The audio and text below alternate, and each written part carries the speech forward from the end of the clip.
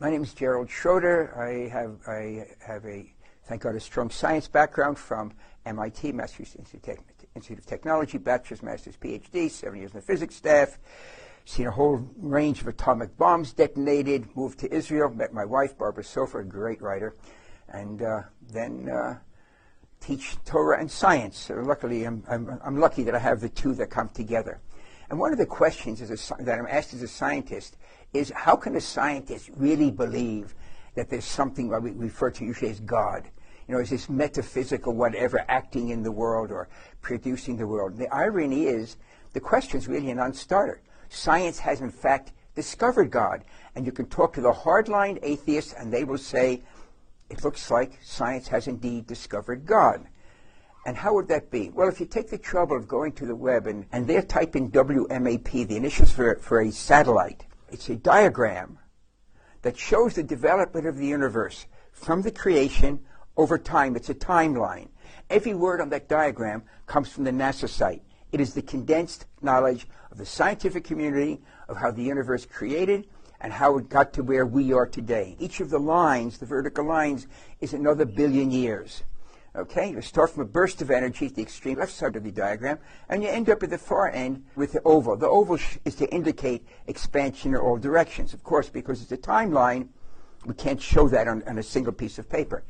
We see here, most amazingly, that on the extreme left edge, it shows a beginning to the universe. Now, go back less than 50 years.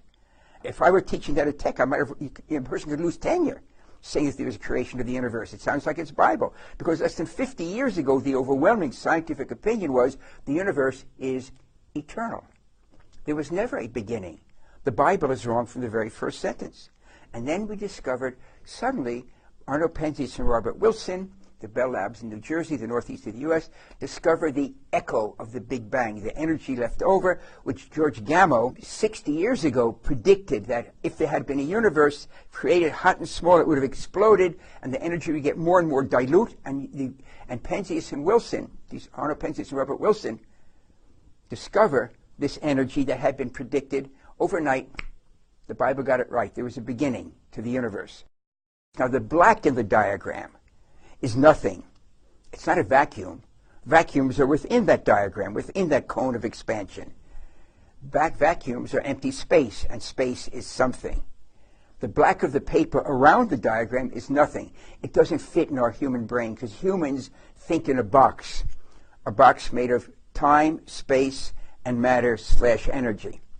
No human, as clever as they might be, as expansive as they might be, thinks out of that box. So when we say outside that diagram is nothing, we can use the words, but we can't conceive of nothing. It doesn't fit in the human brain.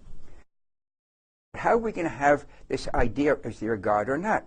Notice that the creation force isn't the three-letter word G-O-D. If you look at the words carefully, it's a quantum fluctuations.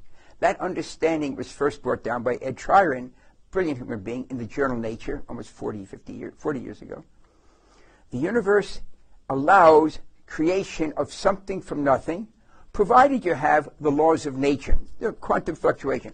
Tryon realized, and he published in the journal Nature, one of the two leading peer-reviewed journals in the world, that you can create something from absolute nothing, provided you've got the laws of nature, quantum physics and the laws of relativity. In other words, the laws of nature. So look what science has discovered. We can create the universe from absolute nothing, provided we have the forces of nature. Now, the laws of nature, the forces of nature aren't physical. They act on the physical.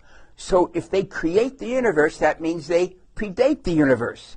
So now we have a set of forces, we call them the laws of nature, that are not physical, that are able to act on the physical. They create the physical from absolute nothing.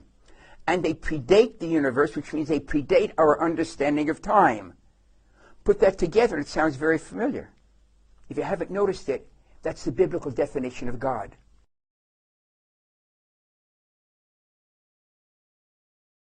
There's only one nuance that's left hanging. We can talk about it another time, perhaps. Is that which created the universe, those forces active in the universe. But up to that point, science says you are correct. The definition of the biblical God is predates time, outside of time.